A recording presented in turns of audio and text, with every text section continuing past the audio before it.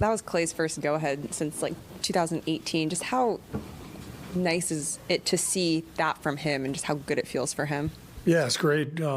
He's obviously made a million big shots for us over the years, but hitting one with .2 left when you're down, that's a thrill for anybody, no matter how many times you've done it before. So I'm really happy for Clay. He's put in a ton of work this summer, and season started out a little slowly for him in camp, but he's really finding the groove, and that was a obviously big play. What have you noticed about your team's ability to close out?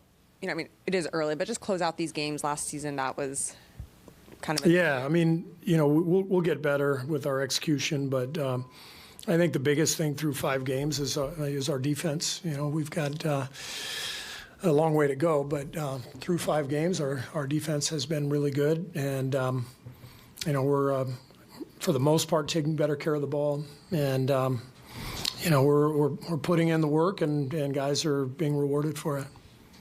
Hey, Coach, I got 2 for you. One is about what you just kind of touched on with defense. 2 late shot call violations for your defense.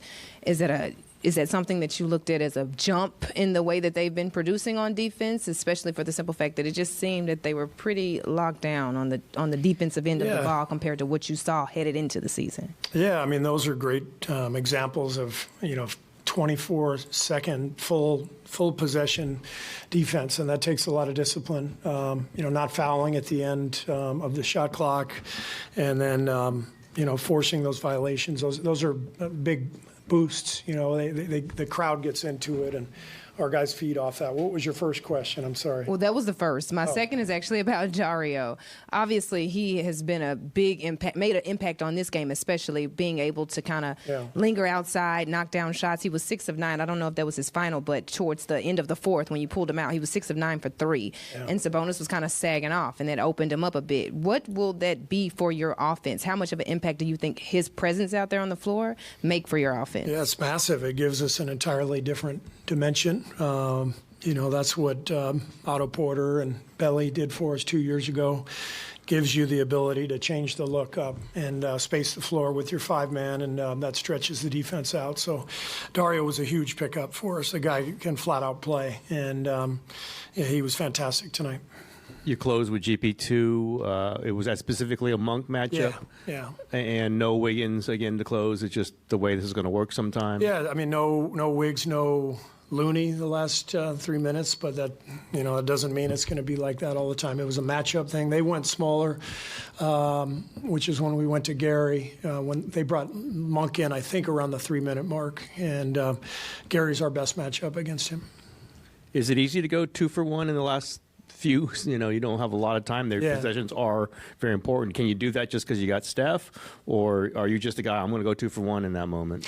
You want to go for it, but if you don't have a good look, you don't want to just throw something up there. But we have Steph, so we're confident we're going to get a decent look. And they picked up full in that case. I think there were 37 seconds on the clock when we got the ball.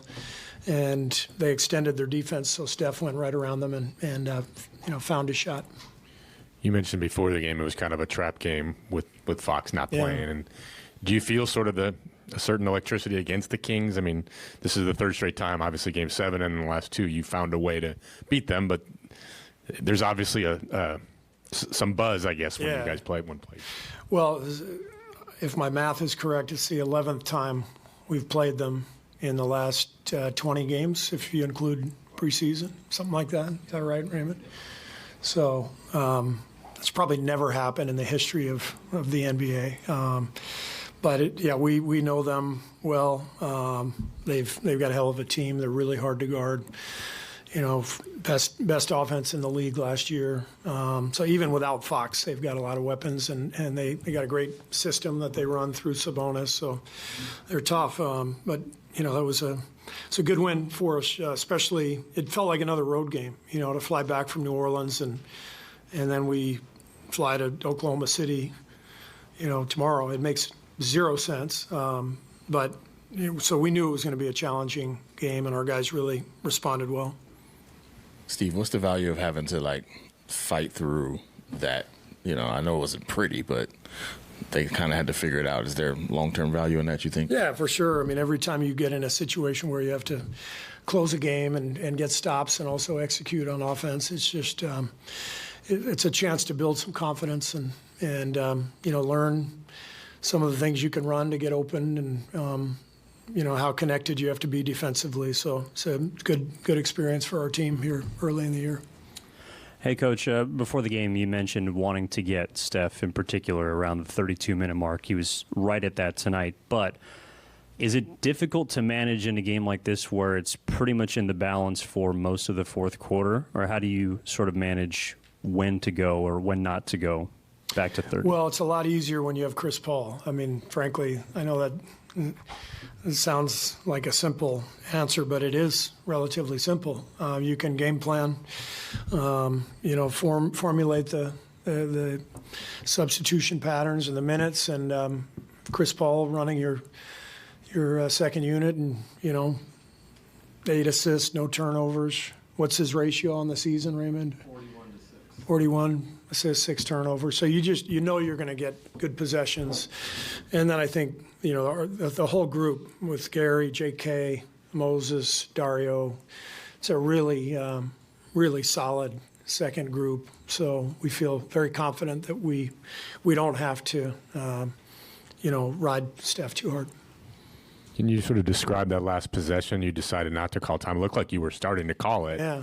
And then Steph gets trapped right away. Yeah. And Draymond looked like he was stuck for a minute until Clay kind of moved. Can you just sort of describe how you saw that unfolding? Yeah, I tried to take it, and then once we got the ball in, and I decided not to. I kind of like the flow. If you take the time out, they probably take Sabonis out. They might take another player out, get their best defenders in. That's the game that you have to play.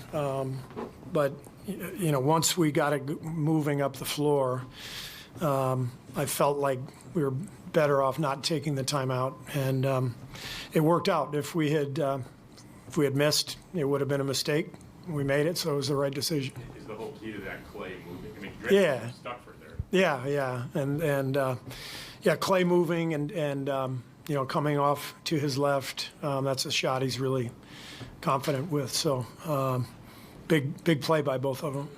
They got 14 offensive rebounds. I'm sure you're not thrilled with that. Was that your guys not boxing out, as you've mentioned other times? Was it lack of maybe a little energy? What was going on there? A lot of long rebounds for sure. We missed a couple of box outs, but they shot 35 threes, missed 24 of them. It's a lot of long rebounds, and it felt like they got a lot of them over the top of us. Those are difficult box outs. So we'll look at the tape, but it is a concern, giving up 14 offensive boards.